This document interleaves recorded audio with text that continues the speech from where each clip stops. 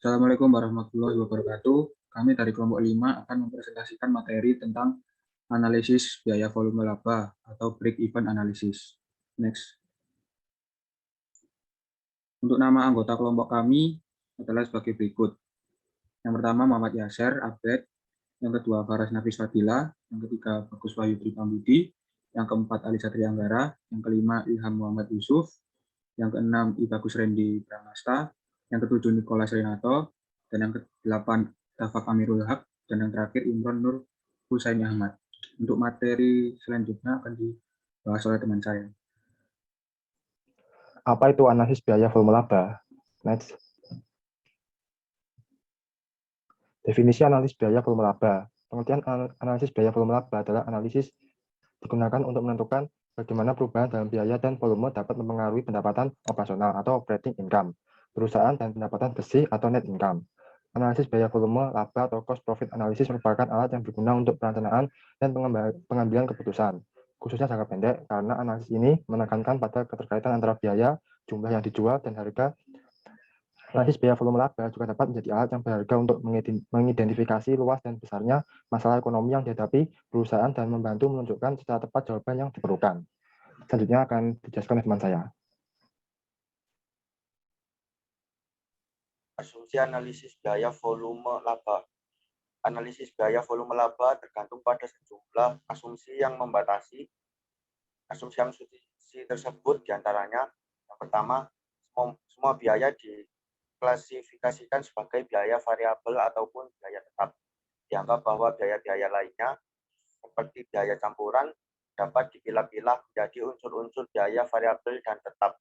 Jumlah biaya tetap sifatnya konstan pada saat aktivitas berubah dan biaya variabel per unit tidak berganti ketika aktivitas berubah. Efisiensi dan produktivitas proses produktif serta tenaga kerja dianggap konstan pula. Yang kedua, fungsi jumlah kegiatan pendapatan adalah linier dalam kisaran relevan. Harga jual per unit dianggap konstan dalam kisaran volume produksi. Hal ini mengisyaratkan pasar yang murni kompetitif untuk produk atau jasa akhir. Jumlah pendapatan berubah sebanding dengan perubahan volume penjualan unit produk. Harga jual rata-rata per unit produk adalah konstan. Selanjutnya yang ketiga, fungsi jumlah biaya adalah linear dalam kisaran relevan. Asumsi ini sahih dalam kisaran relevan kegiatan usaha normal. Yang keempat, analisisnya untuk sebuah produk atau bauran penjualan dari bermacam-macam produk adalah konstan dalam kisaran relevan. Apabila produk-produk mempunyai harga jual dan biaya yang berbeda-beda, perubahan bauran penjualan akan mempengaruhi hasil-hasil analisis biaya volume laba. Yang kelima, hanya terdapat satu pemicu biaya, yaitu volume unit produk atau rupiah penjualan. Yang keenam, dalam perusahaan pabrikasi, tingkat persediaan pada awal dan akhir periode adalah sama. Hal ini mengisyaratkan bahwa jumlah unit yang diproduksi selama periode berjalan sama dengan unit yang dijual. Dasar analisis biaya volume laba. Biaya volume laba atau analisis titik impas atau cost volume profit or break even analysis membahas hubungan antara penerimaan total, biaya total, dan laba total perusahaan pada berbagai tingkat output. Biaya volume laba atau analisis titik impas sering digunakan para eksekutif bisnis untuk menentukan volume penjualan yang diperlukan bagi perusahaan untuk mencapai titik impas, laba total, dan kerugian pada tingkat penjualan lainnya.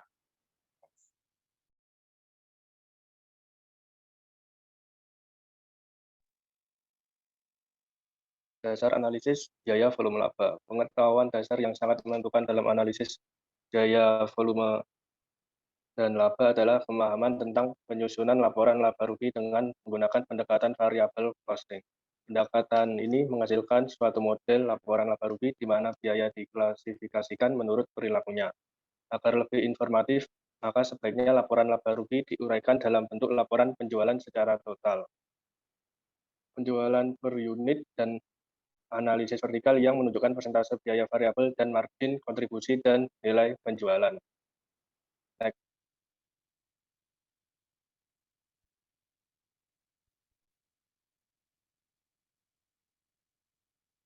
Next. Analisis titik impas atau break-even analysis. Titik impas merupakan tingkat aktivitas di mana suatu organisasi tidak mendapatkan laba dan juga tidak mendapatkan rugi. Titik impas juga dapat didefinisikan sebagai titik di mana total pendapatan sama dengan total biaya atau sebagai titik di mana total margin kontribusi sama dengan total biaya tetap.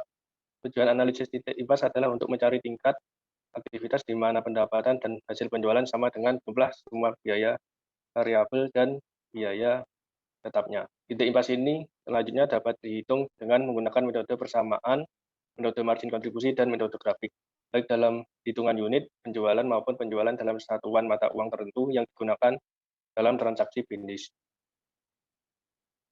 Selanjutnya akan dijelaskan oleh teman saya. Penghitungan unit impas. Salah satu cara cepat yang digunakan untuk menghitung titik impas dalam unit yaitu dengan menggunakan margin kontribusi. Margin kontribusi atau contribution margin adalah pendapatan penjualan dikurangi total biaya variabel. Pada titik impas, margin kontribusi sama dengan beban tetap. Jika margin kontribusi per unit untuk harga dikurangi biaya variabel per unit telah diganti pada persamaan laba operasi dan pada akhirnya memperoleh jumlah unit, maka akan didapatkan persamaan dasar. Jumlah unit BEP sama dengan biaya tetap dibagi margin kontribusi per unit. Next. Satu, metode persamaan. Titik impas dengan metode ini dapat dihitung dengan menggunakan rumus dari kasus di atas. Misalkan, X sama dengan jumlah speker terjual. 3.500 sama dengan harga jual per unit. 2.625 sama dengan biaya variabel per unit. 7.500 sama dengan total biaya tetap. Karena laba pada titik impas sama dengan 0, maka faktor laba dalam persamaan tersebut dapat diabaikan.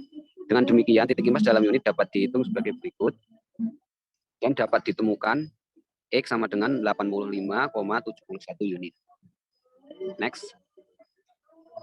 Dengan cara sederhana, titik impas dalam rupiah selanjutnya dapat dihitung dengan mengalihkan 85,71 unit atau impas dalam unit dengan 3.500 atau harga jual per unit produk sama dengan 300.000.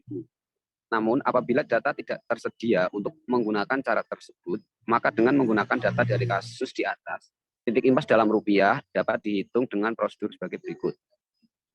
Sehingga ditemukan X sama dengan 300.000. Selanjutnya akan dijelaskan oleh teman saya. Dua, metode margin kontribusi. Metode ini merupakan penyingkatan dari formula metode persamaan dalam menghitung titik impas. Langkah awal dalam melihat hubungan antar biaya volume dan laba suatu perusahaan adalah dengan mengerti dan melihat besarnya margin kontribusi yang diperoleh suatu perusahaan pada berbagai tingkat kegiatan. Pada setiap kegiatan, perusahaan akan memiliki kemampuan menghasilkan margin kontribusi yang berbeda-beda. Besarnya margin kontribusi per unit yang dapat diperoleh suatu perusahaan akan menentukan kecepatan perusahaan tersebut menutupi biaya tetapnya dan kemampuannya menghasilkan laba. Margin kontribusi digunakan dulu untuk menutup beban tetap dan sisanya akan menjadi laba. Jika margin kontribusi tidak cukup untuk menutup beban tetap perusahaan, maka akan terjadi kerugian untuk periode tersebut. Next. Metode grafik. Selain menggunakan dua pendekatan di atas, analisis impas juga dapat dibuat dengan menggunakan metode grafik. Grafik tersebut dapat dibuat dengan langkah-langkah sebagai berikut. Buat garis horizontal X untuk menunjukkan jumlah unit produk dan sebuah garis vertikal Y untuk menunjukkan nilai penjualan dan biaya. Tarik sebuah garis lurus ke kanan atas dengan kemiringan 45 yang ditarik dari titik 0 berpotongan. Garis X dan garis Y sebagai garis penjualan. Buat garis horizontal untuk menunjukkan jumlah biaya tetap pada berbagai level unit penjualan. Selanjutnya akan dijelaskan oleh teman saya.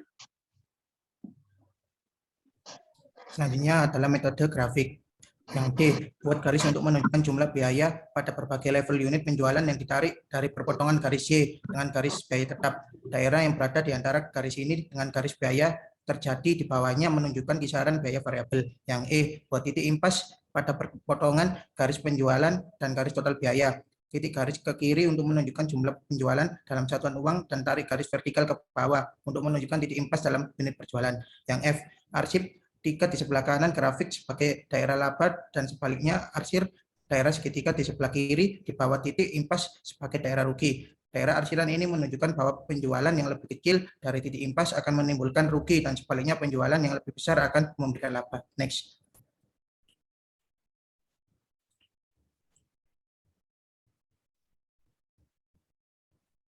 Next. Selanjutnya adalah pemanfaatan analisis biaya volume laba untuk perencanaan. Yang pertama, analisis target laba, yaitu dalam aplikasi hubungan biaya volume dan laba pada dasarnya sama dengan analisis titik impas. Perbedaannya hanya terletak pada jumlah laba yang diperhitungkan dalam formulanya. Dalam perhitungan titik ampas, target laba sama dengan 0. Sementara dalam analisis target laba sepertinya yang dimaksudkan di atas jumlah laba yang diperhitungkan dalam formulanya sesuai dengan jumlah laba yang diinginkan. Biasanya lebih besar daripada 0. Yang kedua, analisis multi produk, yaitu memerlukan adanya asumsi terkait dengan bauran penjualan, sales mix, yaitu kombinasi berbagai produk yang dihasilkan atau dijual perusahaan dengan menentukan suatu bauran penjualan tertentu. Analisis multi produk dapat diubah ke dalam analisis produk tunggal. Namun untuk analisis CVP, kita harus menggunakan bauran penjualan dalam unit. Perusahaan dapat menyelesaikan masalah multi produk dengan mengkonversikannya dalam menjadi produk tunggal, yaitu menetapkan produk-produk tersebut sebagai suatu paket. Misal suatu paket terdiri dari 3 produk A dan 2 produk B. Oke, selanjutnya akan dijelaskan oleh teman saya. Yang ketiga, analisis sensitivitas.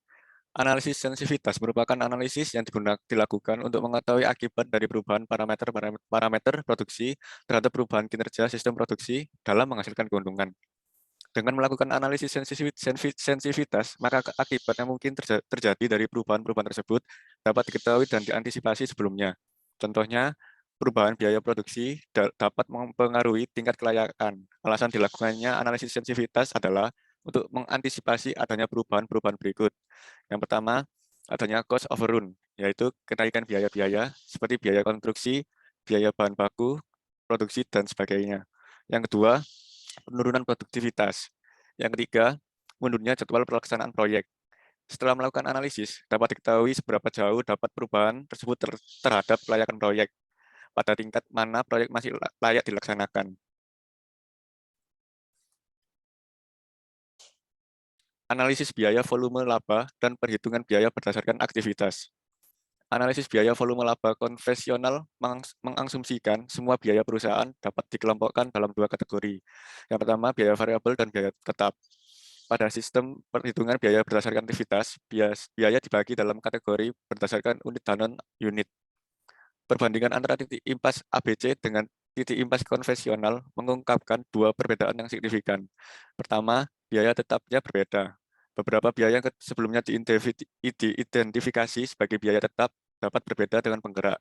Yang kedua, pembilang pada persamaan impas ABC memiliki 2 istilah biaya variabel non-unit. Satu untuk aktivitas yang berkaitan dengan batch, dan satu untuk aktivitas yang berkaitan dengan keberlanjutan produk. Margin keamanan, atau juga yang disebut margin of safety, merupakan kelebihan penjualan yang dianggarkan atau realisasi di atas volume penjualan pada titik impas. Hasil perhitungannya menunjukkan jumlah sampai seberapa besar penjualan dapat turun sehingga sampai pada titik impas. Perhitungannya dapat dinyatakan dalam unit, satuan, uang, dan persentase. Perhitungan ini dapat dijadikan sebagai acuan bagi manajemen agar lebih berhati-hati dalam memelihara tingkat penjualan yang sudah dicapai, agar perusahaan tidak mengalami penurunan penjualan sampai pada suatu tingkat yang merugikan. Slide selanjutnya akan dijelaskan teman saya.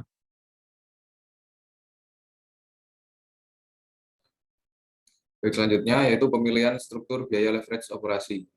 Agar dapat mempertahankan stabilisasi labanya, perusahaan memerlukan analisis struktur biaya.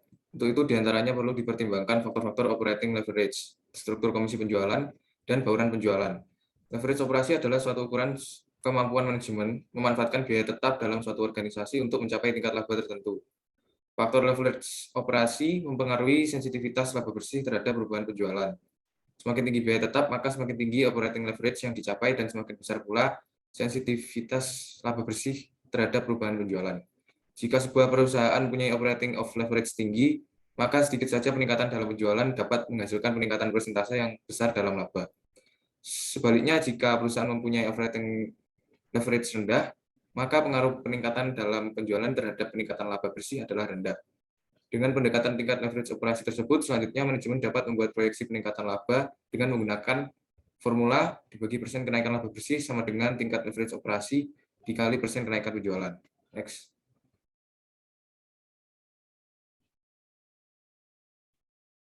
Baik, sekian presentasi dari kami. Jika ada kurang lebihnya, kami mohon maaf. Wassalamualaikum warahmatullahi wabarakatuh.